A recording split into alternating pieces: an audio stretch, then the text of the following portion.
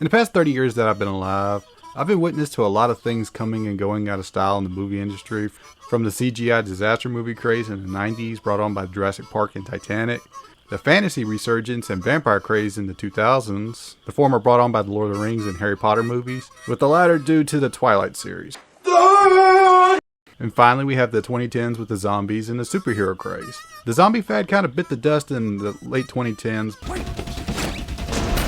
But the superhero blockbuster is still kind of going on, but it's practically running on fumes at this point. And that last Marvel's movie really drove that point home.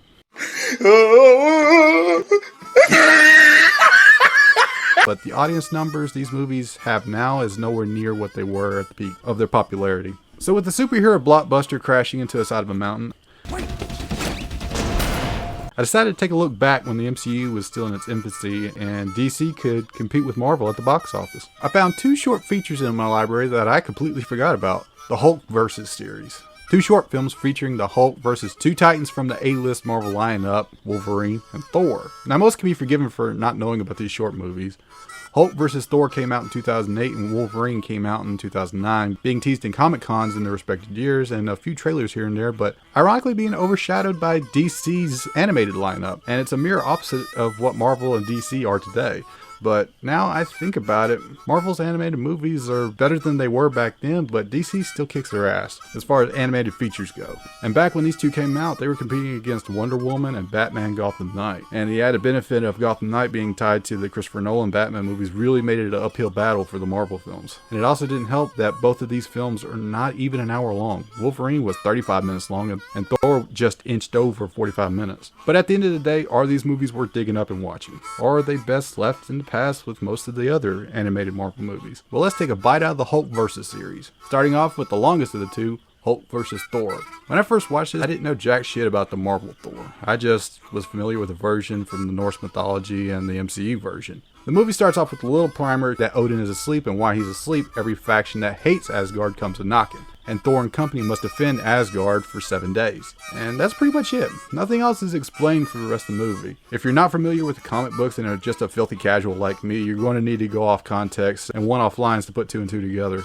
Make it oh so obvious that this was made for longtime fans in mind, instead of first-time viewers. That's not a bad thing, freeing up the runtime and keeping the exposition dump free.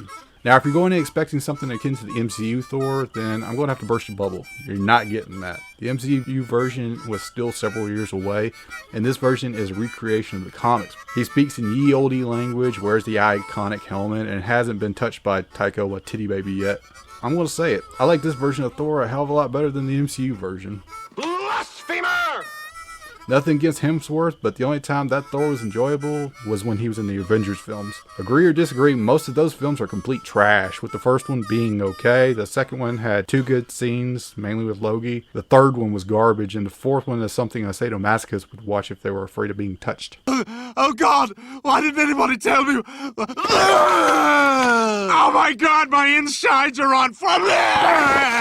Dad, I'm scared. I don't want to. But even with my lack of knowledge in comics, I did get into this movie. It starts off with the final day of Odin's sleep. The Asgardians are wrapping up the battle with Thor and Lady Sif on top of a wall discussing the never-ending cycle of war, and how eventually it will end with Ragnarok, and the idea that maybe it will come sooner rather than later. Cue bad guy scene. You have been brought to Asgard, because in all the universe, only you have ever brought near defeat to the mighty Thor. Here we have Loki doing what Loki does best. He comes up with the idea of kidnapping Bruce Banner with the intention of taking control of the Hulk to destroy Thor. Loki and his lackey Amora use magic to separate Bruce from Hulk, with Loki possessing the Hulk. Yeah, that's not going to bite him in the ass later down the road. We loop back to see Thor's merry band of sidekicks doing what they do best, triggering flags. Hogan, Fandral, let us give unto this scoundrel the gift of battle! Shut up! Do you want to trigger a flag or something?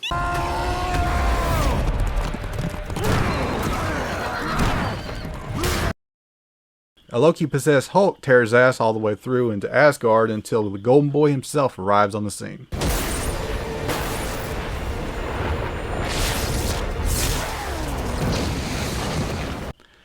And this is the fight we've all been waiting for. Critical Mass versus the God of Thunder. Who wins? The Green Mr. Hyde or Fabio? Interesting enough, it's not a bad fight. It could be better. It's a bit one-sided because Thor is already familiar with the Hulk and is trying to reach Banner and hopefully wake him up, but gets a smug Loki instead.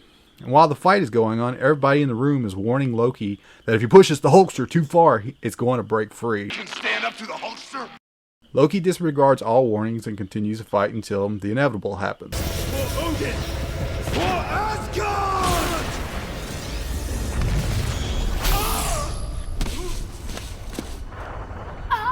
The Hulk is free.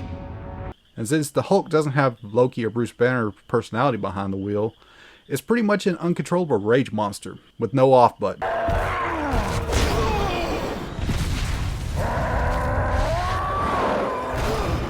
And here's the asshole who did it, ladies and gentlemen. So, asshole, you just left a rampaging Hulk in the middle of Asgard. What are you going to do now? Because you are now useless to me.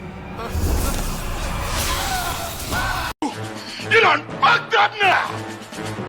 As Thor wakes up from his massive ass whooping, he sees the silhouette of the goddess of death, Hela, which fades into of Amora, Loki's henchwoman. Now, apparently, the only reason she helped Loki is because she was jealous of Thor and Sif. Really? You doomed Asgard because you were pining for Fabio here? Alright.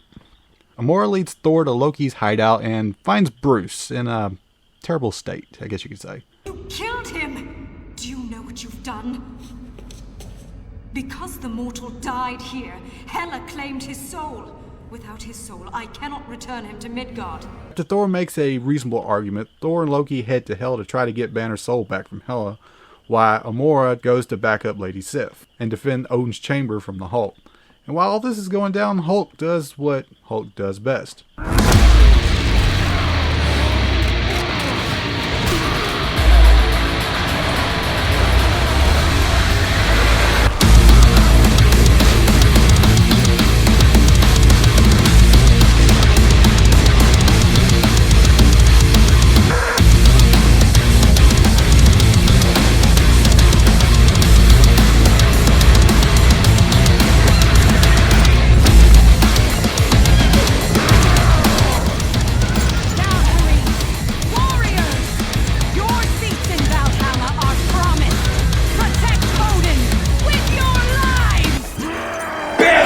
Thor and Loki make it to Hel to try to negotiate with Hela, who sees Banner's soul as a prize worth keeping. Even though she's the queen of Hel, she's treating Banner a hell of a lot better than any other Asgardian he's come across so far, placing him into a kind of what if he was never afflicted with the Hulk, living a normal life with Betty.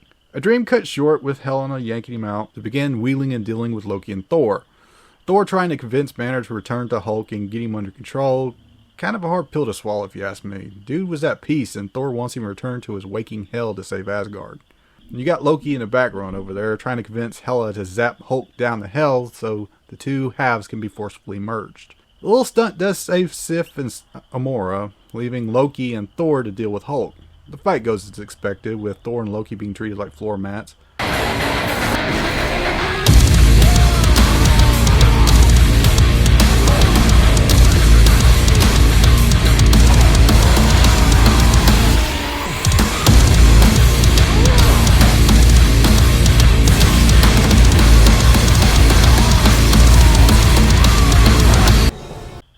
Banner steps up and accepts his fate and merges with the Hulk, restoring his life and Hulk's personality.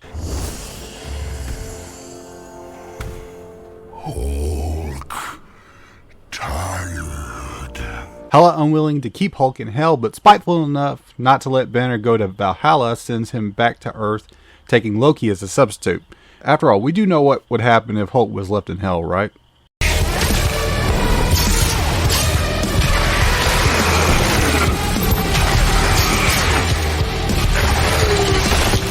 Thor returns to Asgard, and the movie ends with Banner continuing his nomadic existence and the Asgardians raising a glass in his honor. And that was Hulk vs. Thor. Given the runtime, it does a fairly decent job keeping your attention.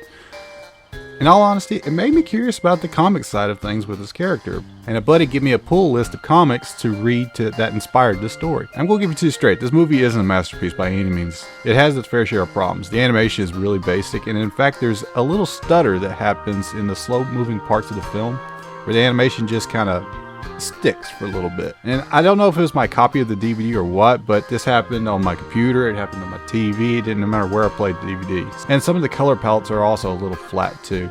The voice actors do their jobs, and nobody sounded flat or bland or anything like that. But all in all, it didn't do a bad job. It's not going to change your world, but it's worth a watch if you have the time. But that's all for today. Tune in next time for part 2, Hulk vs. Wolverine. And boy, I've been looking forward to this one for a long time. But until then, remember to like, comment, or subscribe. Y'all have a good one.